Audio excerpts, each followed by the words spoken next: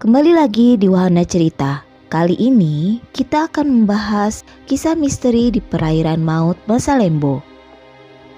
Masalembo adalah sebuah kecamatan di Kabupaten Sumeneb, Jawa Timur, yang terdiri dari 3 pulau, yakni Masalembu, Masakambing, dan Kramian.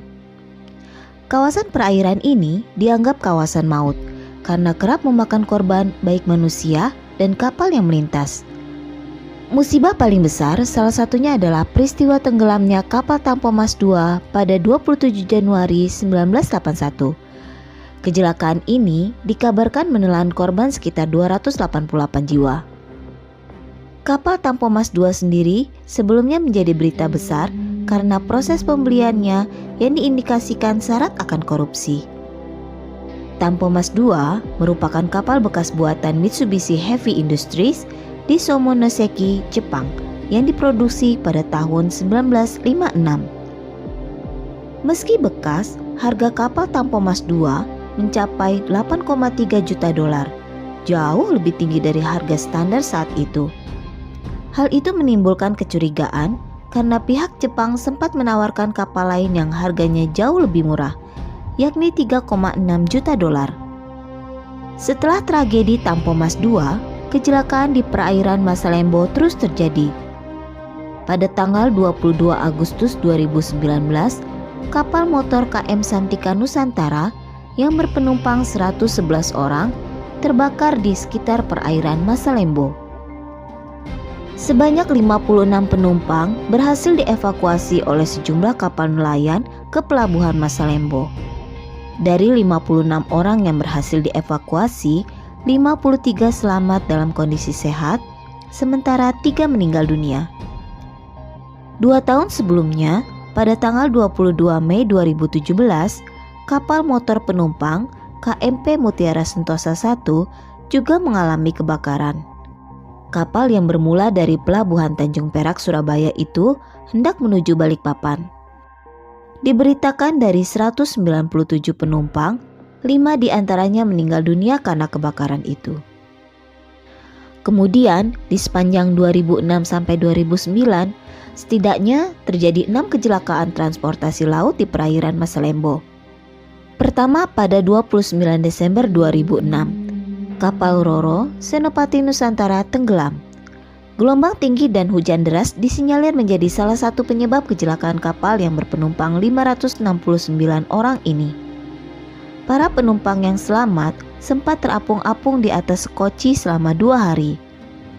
Mereka bertahan hidup dengan minum air hujan sebelum akhirnya berhasil diselamatkan. Sekitar setahun kemudian, KM Mutiara Indah juga tenggelam pada 19 Juli 2007 setelah diterjang ganasnya gelombang perairan Masalembo. 8 hari kemudian, terjadi lagi kecelakaan serupa. KM Fajar Mas tenggelam di perairan Masalembo pada 27 Juli 2007. Sebulan kemudian, KM Sumber Awal tenggelam pada 16 Agustus 2007. Musibah sepanjang tahun 2007 tadi belum berhenti. Sebuah kapal kargo karam pada tanggal 8 Juli 2008. Lalu, pada 2009, KM Teratai Prima tenggelam pada tanggal 11 Januari. Pertanyaannya, dari sejumlah kecelakaan yang terjadi di Masalembo, apakah kebetulan atau memang tempat itu merupakan area perairan segitiga maut seperti segitiga Bermuda yang terkenal? Menurut salah seorang saksi yang pernah melewati perairan ini, ombak yang sangat besar dan arus laut yang sangat kencang merupakan salah satu penyebab keganasan perairan Masalembo yang seolah-olah meneror siapa saja yang melewati area itu. Perairan Masalembo sendiri adalah tempat bertemunya 2 arus. Arus pertama berasal dari barat dan terus memanjang ke Laut Jawa, sementara arus utara berasal dari Selat Makassar. 2 arus yang berbeda ini kemudian bertemu di segitiga Masalembo dengan membawa materi lain termasuk sedimen laut. Penamaan segitiga Masalembo mengacu pada segitiga hayal yang dibayangkan masyarakat kepada wilayah perairan yang menghubungkan Pulau Bawean, Kota Majene, dan sejumlah kepulauan yang berada di Laut Jawa, termasuk wilayah perairan Masalembo. Oleh karena itu, sejumlah kecelakaan transportasi laut yang berada pada wilayah segitiga hayal ini kerap disebut petaka perairan Masalembo. Meskipun kejadiannya secara wilayah masuk dalam perairan Majene, Sulawesi Barat. Selain kecelakaan transportasi laut, segitiga Masalembo juga pernah dialami kecelakaan transportasi via udara. Wilayah udara di segitiga ini diyakini terdapat kantung udara yang dapat menyedot pesawat yang sedang terbang rendah.